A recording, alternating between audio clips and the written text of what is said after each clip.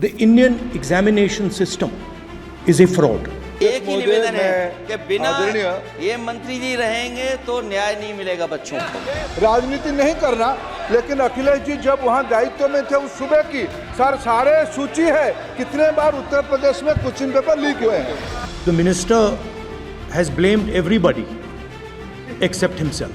There is no evidence of paper leak in last 7 years.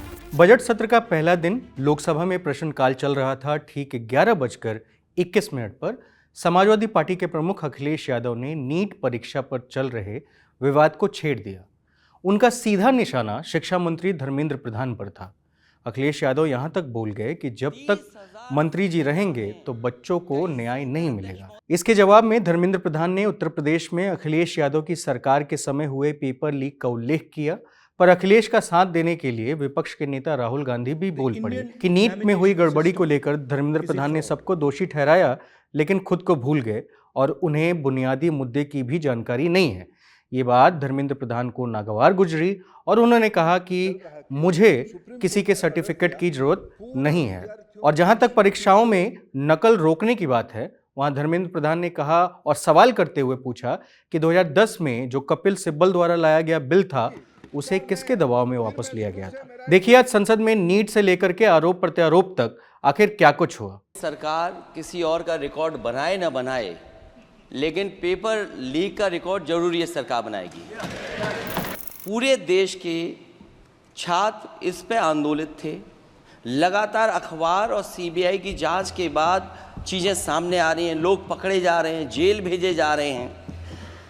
मैं अध्यक्ष महोदय आपके माध्यम से पूछना चाहता हूँ मंत्री जी से, क्या सेंटर वाइज जिन बच्चों को सबसे ज़्यादा नंबर मिले हैं, क्या उसकी सूची जारी करेंगे? 30,000 सीटें जहाँ हैं, कई सेंटर अध्यक्ष महोदय ऐसे हैं जहाँ 2,000-2,500 बच्चे पास हो गए हैं।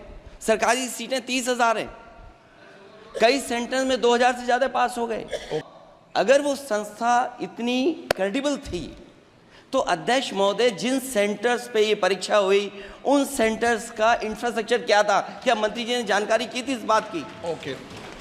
अध्यक्ष महोदय मेरे आपके माध्यम से एक ही निवेदन है कि बिना ये मंत्री जी रहेंगे तो न्याय नहीं मिलेगा बच्चों को। अभी सुप्रीम कोर्ट में जो चल रहा है केस, सुप्रीम कोर्ट ने ऑर्डर दिया पूरा विद्यार्थियों की सूची को वेबसाइट में उपलब्ध करा दो। सर पिछले 3 दिन से देश भर की सारे विद्यार्थियों की लिस्ट पब्लिक डोमेन में उपलब्ध है। ये सारा चीज़ खुले पे है और कई प्रकार की तर्क आ चुका है। सर मैं एक अभी उसमें केरल के विद्यार्थी भी अच्छे किए हैं, क्या हम ये कहेंगे भी वहाँ भी कुछ गड़बड़ी हुई थी? और बाकी रहा क्वेश्चन पेपर लीक की। सर मैं शुरू से मेरा एक स्टैंड रहा, राजनीति नहीं करना, लेकिन अखिलेश जी जब वहाँ दायित्व में थे उस सुबह की सारे सूची है कितने बार उत्तर प्रदेश में क्वेश्चन पेपर लीक हुए हैं। It's obvious to the whole country that there is a very serious problem in our examination system. This is not just a question of NEET, it is in all the major examinations. Now, the minister has blamed everybody except himself. There is no evidence of paper leak in last 7 years in any numbers. I don't even think he understands the fundamentals of what is going on here. The issue is that there are millions of students in this country who are extremely concerned at what is going on and who are convinced that the Indian examination system is a fraud. That is what is at stake here. Millions of people believe that if you are rich and if you have money, you can buy the Indian examination system. And by the way, and this is the same feeling that the people in the opposition have. And that is why we are asking some very simple questions to Honorable Minister. Number one, as this is a systemic issue, what exactly are you doing to fix this issue at a systemic level? Yes. That's the first question. मेरे बौद्धिक और मेरे संस्कार की certificate मेरे को सारी सदन में किसी से नहीं चाहिए। ये कहना चिल्लाने से सच झूठ नहीं हो जाएगा साहब। साहब ये जो कहा गया देश की अभी की एग्जामिनेशन सिस्टम रबिश है सर, इससे दुर्भाग्यजनक बयान देश की नेता प्रतिपक्ष का कुछ नहीं हो सकता है सर। मैं कठोर शब्द से इसको निंदा करता हूं। जिन्होंने रिमोट से सरकारें चलाई है, 2010 में 3 बिल आया था सर शिक्षा सुधार के लिए।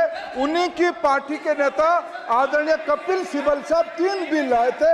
उसमें से एक बिल था एजुकेशन, उसमें एक बिल था prohibition of unfair practice bill 2010, जिसकी उद्देश्य एजुकेशन इंस्टीट्यूशन में माल प्रैक्टिस को बंद करना। सर मेरे सरकार की हिम्मत है, अभी हमने पब्लिक एग्जामिनेशन की रेगुलरिटीज में बिल लाए, कानून बनाए। क्या मजबूरी था कांग्रेस पार्टी की, क्या मजबूरी था नेता प्रतिपक्ष की? उन्होंने उस बिल को उल्टा किया, किसके दबाव में उल्टा किया? क्या निजी मेडिकल कॉलेज की दबाव में, उनकी घूसखोरी की दबाव में उन्होंने उस बिल को उल्टा किया था? सच सुनने की सामने ही है।